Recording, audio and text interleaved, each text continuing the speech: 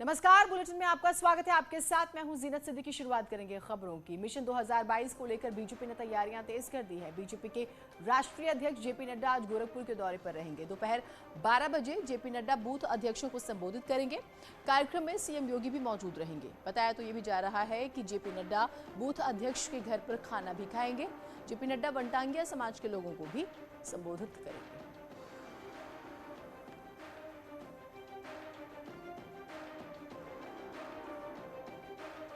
तो देखिए, लगातार बीजेपी जो है स्टेप बाय स्टेप आगे बढ़ रही है। मैनिफेस्टो कमेटी की बैठक करती है, उसके बाद दिल्ली में बैठक होती है, उसके बाद लगातार जो बड़े नेता हैं दिल्ली के, अगर वो यूपी में मौजूद हैं तो वहाँ पर आपने देखा पिछले दिनों गृहमंत्री अमित शाह। उसके अलावा अगर हम बात करें, मुख्यमंत्री योगी आदित्यनाथ लगातार एक्टिव हैं ही, और प्रधानमंत्री नरेंद्र मोदी भी अभी काफ़ी वक्त जो है उन्होंने उत्तर प्रदेश को दिया है। और आज जो है राष्ट्रीय अध्यक्ष वो यूपी में ही हैं, और वो भी कार्यक्रम में विधायक और सांसद मौजूद रहेंगे जिनसे बातचीत करेंगे। मुख्यमंत्री भी मौजूद रहेंगे। वनटांगिया समाज के लोगों को भी वो संबोधित करेंगे। तो गोरखपुर यानी कि पूर्वांचल में एक बार फिर से बीजेपी का महामंत्र।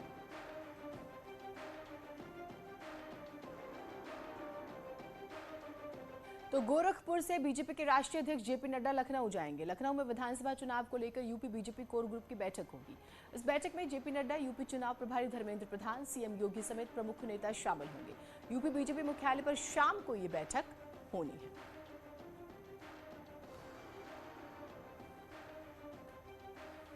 तो यूपी बीजेपी कोर ग्रुप की बैठक है। आज लखनऊ में बीजेपी की बड़ी बैठक होनी है और विधानसभा चुनावों को लेकर ये महत्वपूर्ण बैठक है। जेपी नड्डा, धर्मेंद्र प्रधान और सीएम योगी इस बैठक में शामिल होंगे।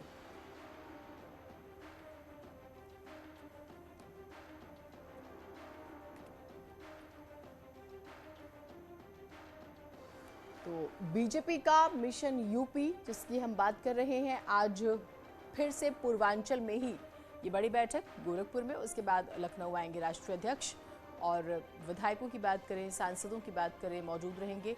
धर्मेंद्र प्रधान, क्योंकि उन्हें बड़ी जिम्मेदारी दी गई है, तो वो इसमें जरूर शामिल हैं।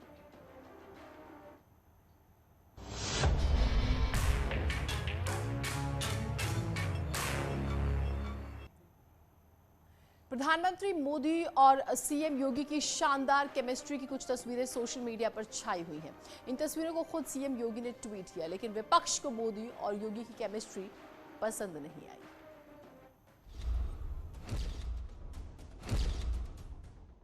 एक तस्वीर हजारों शब्दों से भी ज्यादा ताकत रखती है। लखनऊ में पीएम मोदी सीएम योगी के कंधे पर हाथ रखे हुए नजर आए। इस दौरान दोनों लोगों के बीच 2022 चुनाव को लेकर मंथन हुआ। बॉडी लैंग्वेज का विश्लेषण करने वाले राजनीतिक विश्लेषक कह रहे हैं कि पीएम का योगी पर यूपी को लेकर जो भरोसा है और जो दोनों की केमिस्ट्री है, वो तस्वीरों में साफ दिख रही है। लखनऊ की इन तस्वीरों के साथ सीएम योगी ने एक कविता ट्वीट की। हम निकल पड़े हैं प्रण करके, अपना तन मन अर्पण करके। जिद है एक सूर्य उगाना है, अंबर से ऊंचा जाना है, एक भारत नया बनाना है। यूपी बीजेपी अध्यक्ष स्वतंत्र देव सिंह ने इसे प्रचंड विजय की ओर बढ़ते कदम बताया। पीएम अपने यूपी दौरे पर लगातार सीएम योगी की तारीफ करते रहे हैं। मैं यूपी के ऊर्जावान कर्मयोगी मुख्यमंत्री योगी आदित्यनाथ जी और उनकी टीम और यूपी के लोगों को पूर्वांचल एक्सप्रेस की बहुत बहुत बधाई देता हूं। वहीं विपक्ष को ये केमिस्ट्री रास नहीं आई। समाजवादी पार्टी ने इन तस्वीरों की व्याख्या कुछ इस तरह की। मुख्यमंत्री जी को ये सफाई देनी पड़ रही है, क्योंकि प्रधानमंत्री जो उस दिन पैदल किया था, आज का फोटो भी सफाई देने के बावजूद बता रहा है कि सामने दरवाजा है। प्रधानमंत्री बता रहे हैं अब तुम्हारे बस का कुछ नहीं है, तुम 5 साल कुछ नहीं किए, अब जाओ निकल लो यहाँ। उधर बीजेपी पर हमले के मामले में कांग्रेस भी समाजवादी पार्टी के सुर में सुर मिलाती दिखाई दी। आप निकल पड़े हैं या आपको निकाला जा रहा है योगी जी? ये तो भाजपा और नरेंद्र मोदी जी और समय ही बताएगा। सच ये है कि उत्तर प्रदेश की जो हालत आपने कर दी है, उसमें तो ऐसा लगता है कि आपको निकाला ही जा रहा है, जनता ही निकाल देगी। ये सच है कि बीजेपी के लिए 2017 जितनी प्रचंड जीत को दोहराना आसान नहीं होगा, लेकिन जिस तरह पीएम मोदी और अमित शाह लगातार यूपी के दौरे कर रहे हैं, उससे बीजेपी दावा जरूर कर रही है कि अब की बार फिर 300 पार। Bureau report, news 18। दिल्ली में संत ईश्वर सम्मान 2021 कार्यक्रम को संबोधित करते हुए आरएसएस प्रमुख मोहन भागवत ने कहा, इन दिनों हम जय श्री राम का नारा बहुत जोश में लगाते हैं, इसमें कुछ भी बुरा नहीं है, लेकिन हमें भगवान राम के पद चिन्हों पर भी चलना चाहिए। उन्होंने कहा, अपना स्वार्थ छोड़कर लोगों की भलाई का काम करने का रास्ता कठिन होता है। जैसे अभी जय श्री राम हम कहते हैं, बड़े जोर से कहना भी चाहिए, कोई बुरी बात नहीं है, लेकिन श्री राम जैसा होना भी चाहिए ना। लेकिन हम सोचते हैं कि वो तो भगवान थे। अरे भाई, भरत जैसे भाई पर प्रेम करना श्री राम ही करे, हम तो नहीं कर सकते। ये सामान्य व्यक्ति की प्रतिक्रिया रहती है, इसलिए उनके तेज में उजागर हुई राह पर चलने की हिम्मत देने वाले ये होते हैं, जो हमारे जैसे ही होते हैं दिखने में, लोगों में वो अलौकिक नहीं बनते, किसी प्रकार की अपेक्षा नहीं रखते, अपना काम करते हैं, चुपचाप करते रहते हैं। आज लखनऊ में किसान महापंचायत का आयोजन हो रहा है। सुबह 10 बजे से लखनऊ के इको गार्डन में किसान महापंचायत का आयोजन होगा। राकेश टिकैत समेत संयुक्त किसान मोर्चा के कई नेता मौजूद रहेंगे। महापंचायत में एमएसपी गारंटी, किसानों की समस्याओं के साथ महंगाई के मुद्दे पर भी चर्चा होगी। तो बेशक कृषि कानून केंद्र ने वापस ले लिए हों, लेकिन इसका किसानों की महापंचायत पर जरा भी असर नहीं पड़ा। जिन जिन तारीख में महापंचायत तय की गई है, उन तारीखों में महापंचायत जरूर होगी। राकेश टिकैत लगातार सोशल मीडिया के जरिए अपनी बात कह रहे हैं और अब आज की महापंचायत पर सभी की नजर, क्योंकि ये लखनऊ में है और लखनऊ कितना महत्वपूर्ण है आप जानते हैं।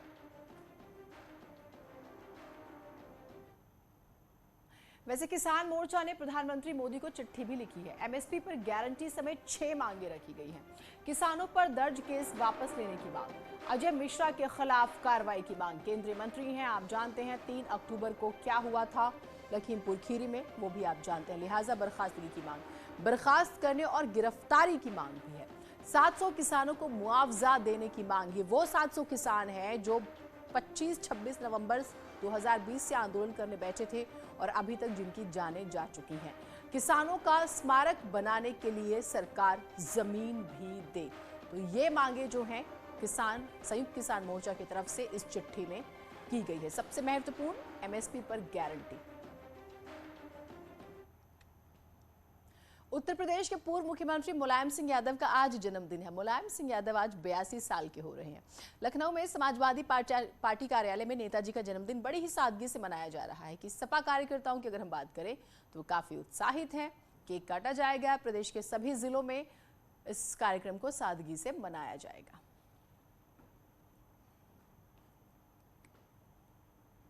और अब बात ओवैसी की कर लेते हैं। अपने बयानों को लेकर हमेशा सुर्खियों में रहते हैं।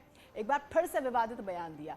बाराबंकी में ओवैसी ने कृषि कानून की तरह सीए कानून को वापस लेने की मांग करते हुए कहा कि अगर सीए एनआरसी वापस नहीं हुआ तो बाराबंकी को शाहीन बाग बना देंगे।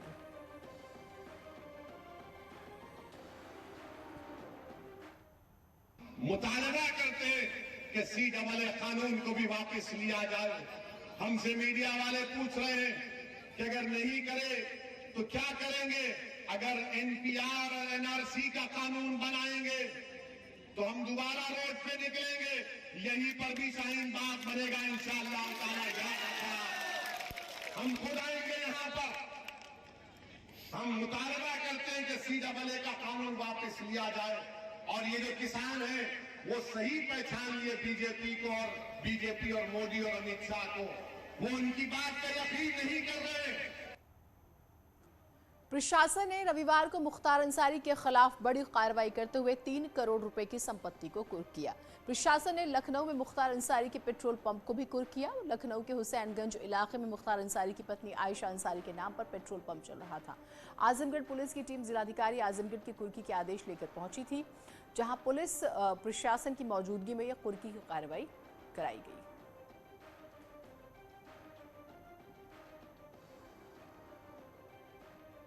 जिलाधिकारी आजमगढ़ के महोदय द्वारा पारित आदेश के क्रम में आजमगढ़ की टीम, एलडीए की टीम के द्वारा यहाँ जो है कुर्की की कार्रवाई की जा रही है।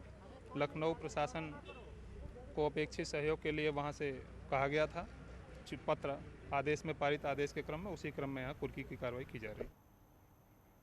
धौलाना से विधायक असलम चौधरी पर एफआईआर हुई है। लोनी विधायक को धमकी का मामला है। गाजियाबाद के मसूरी थाने में एफआईआर दर्ज की गई है। धार्मिक उन्माद फैलाने का भी आरोप है। तीनों विधायक लोनी विधायक को ही देख लेने की धमकी दी थी और अब ये पूरा मामला तूल पकड़ता जा रहा है।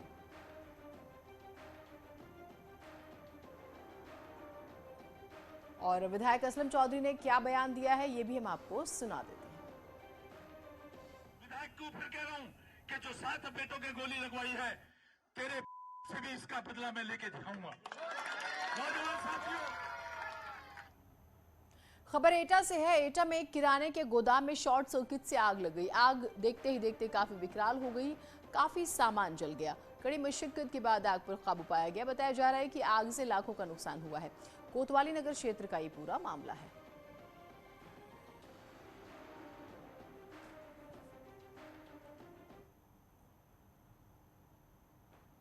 उधर हरदोई में जमीन के विवाद में दबंगों पर मारपीट का आरोप लगा है। दबंगों ने एक ही परिवार के 6 लोगों को बेरहमी से पीटा। मारपीट का वीडियो जो है वो वायरल हो रहा है। न्यूज़ 18 वैसे वीडियो की पुष्टि नहीं करता। पाली थाना क्षेत्र के कुरशेली गांव का मामला बताया जा रहा है। पीड़ितों की शिकायत पर पुलिस ने मामले में जांच शुरू कर दी है।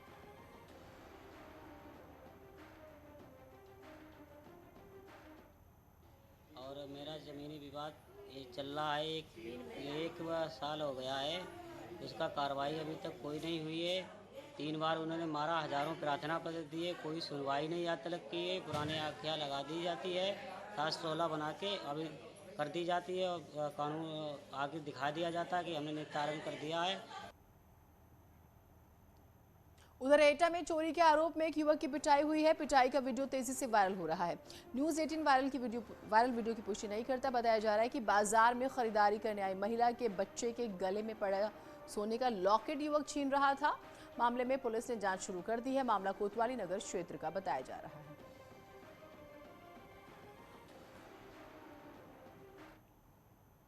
उधर बलिया में एसबीएसपी अध्यक्ष ओम प्रकाश राजभर ने बीजेपी पर जमकर निशाना साधा। राजभर ने कहा, बीजेपी नेताओं को नागपुर में झूठ बोलने की ट्रेनिंग मिलती है। रिपोर्ट देखिए आप। बलिया में एसबीएसपी अध्यक्ष ओम प्रकाश राजभर ने बीजेपी पर जमकर हमला बोला। ओपी राजभर ने कहा कि गांधी को मारने वाले गोडसे को भी बीजेपी वाले महापुरुष बना रहे हैं। इसके साथ ही राजभर ने कहा कि बीजेपी नेताओं को नागपुर में झूठ बोलने की ट्रेनिंग दी जाती है, जहां से ट्रेनिंग लेने के बाद बीजेपी नेता जनता के बीच झूठ बोलते हैं। तो ये लोग, इन लोगों को नागपुर में ट्रेनिंग दी जाती है। भारतीय जनता पार्टी के जितने नेता हैं, चाहे मंत्री, विधायक, सांसद हों, चाहे पार्टी का कार्यकर्ता हो, सबको नागपुर ट्रेनिंग दी जाती है। झूठ बोलो, जोर से बोलो, जितना बोलते बने बोलो। तो ये सब झूठ बोलने की ट्रेनिंग लिए हैं। ये हमेशा झूठ बोल करके, इनसे पूछिए, आप कभी मिल जाए तो इनसे पूछिए कि महंगाई आज गैस सिलेंडर 400 से बढ़ा के 1000 हुआ है, इस पर आप क्यों नहीं कम करते हो? सरकार डबल इंजन की तेरी है। 50 रुपये सरसों का तेल बढ़ा के 200 किया, क्या आप उसको कम कर सकते हो? आप इनसे सामाजिक न्याय समिति की रिपोर्ट पर पूछिए। आज भी आप मंत्री हो, 2 साल 11 महीने से सामाजिक न्याय समिति की रिपोर्ट राघवेंद्र सिंह के नेतृत्व में मुख्यमंत्री ने बनाया, कैबिनेट के स्वीकृति से। तो क्या उस सामाजिक न्याय समिति की रिपोर्ट लागू करने के लिए हिम्मत है इनके पास? तो चुनावी साल है, बयानबाजियां लगातार बढ़ती ही देखने को मिलेंगी। एक छोटा ब्रेक ले रहे हैं, कहीं मत जाइएगा।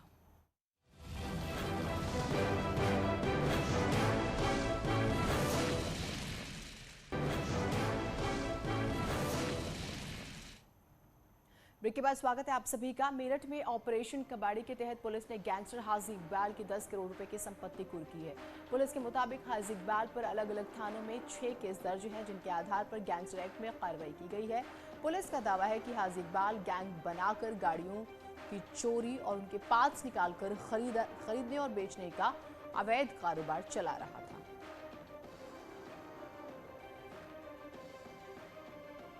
का मुकदमा पंजीकृत हुआ। इनका पुराना आपराधिक इतिहास काफ़ी विस्तृत है। उत्तर प्रदेश के अलावा अन्य राज्यों में भी इन्होंने इन पे मुकदमे पंजीकृत थे। उन्हीं मुकदमों के आधार पर गैंगस्टर एक्ट का मुकदमा इनके विरुद्ध पंजीकृत हुआ था और उस मुकदमे की विवेचना में ये प्रकाश में आया कि इनके आय का और कोई लीगल सोर्स नहीं है, वैलिड सोर्स नहीं है और इन्होंने अपराध करके यह संपत्ति जो है इसको अर्जित किया था। तो विधि अनुसार कार्रवाई करते हुए हमने जो धारा 14(1) है गैंगस्टर एक्ट का, उसमें इनकी इन दोनों संपत्तियों का आज जब्तीकरण किया गया है। यमुना एक्सप्रेसवे पर फिल्म सिटी बनाने की प्रक्रिया शुरू हो गई। फिल्म सिटी का बिड शुरू होगा जल्द ही और ये बिडिंग इंटरनेशनल लेवल पर भी होगी। यमुना एक्सप्रेसवे के सेक्टर 21 में 1000 एकड़ प्रस्तावित है। वैसे तो यमुना विकास प्राधिकरण के सीईओ अरुणवीर सिंह ने बताया कि 3 चरणों में फिल्म सिटी का निर्माण कराया जाएगा, जो 2029 तक दरअसल बनकर तैयार हो जाएगी।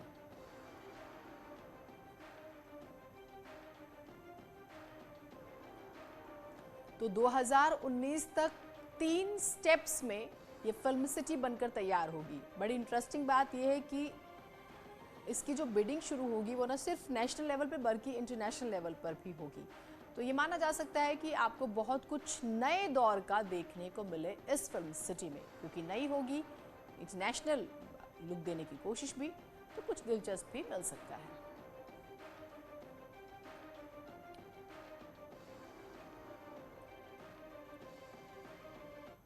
एक छोटे से ब्रेक के लिए रुक रहे हैं, कहीं मत जाइएगा।